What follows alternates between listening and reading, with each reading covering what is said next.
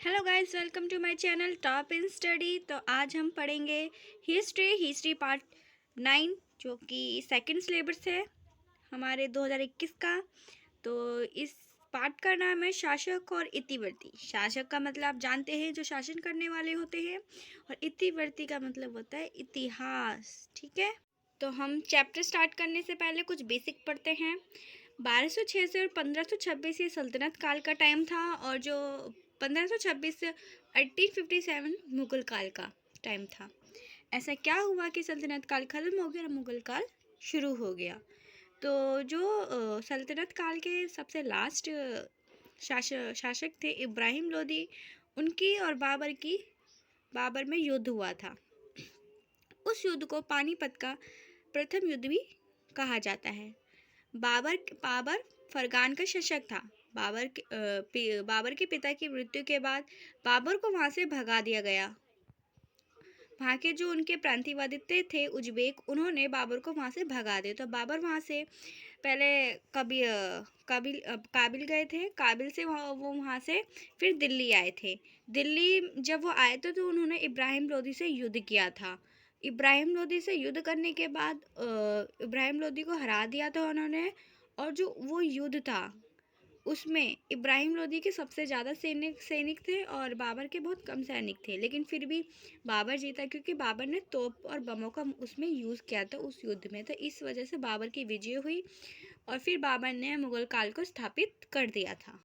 शासक और इतिवृत्त में इस पाठ में मुख्य रूप से हम मुगल शासन और इतिहास के बारे में पढ़ेंगे।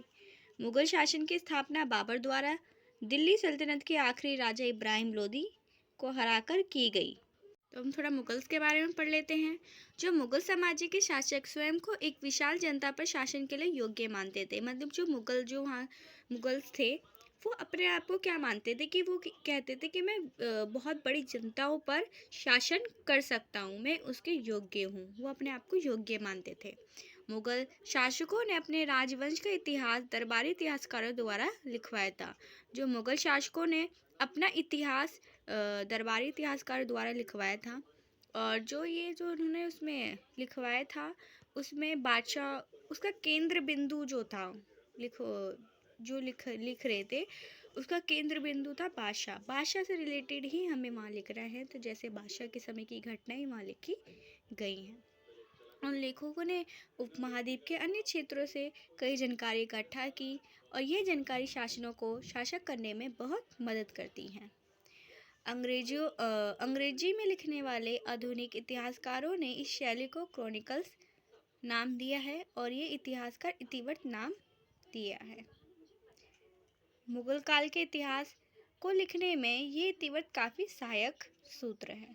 मुगल शासक और उनके समाज के बारे में पढ़ेंगे अब हम। मुगल नाम मंगोल से उत्पन्न हुआ है। मुगल शासकों ने स्वयं के लिए ये नाम नहीं चुना है। क्यों नहीं चुना है? क्योंकि उनका मानना ये था कि जो मंगोल है वो बहुत क्रूर होते हैं और ये हत्या करते हैं, लोगों पर अत्याचार करते हैं। इसलिए मुगल जो थे शासकों ने अपना उन्होंने मुगल नहीं चुना था। जो शासक थे वो स्वयं को तैमूर कहा करते थे। मंगोल, आपने चंगेज खान के बारे में 11th क्लास में ज़रूर पढ़ा होगा। अगर नहीं पढ़ा तो कोई बात नहीं, हम आगे बढ़ते हैं। चंगेज खान इतना इम्पोर्टेंट नहीं है।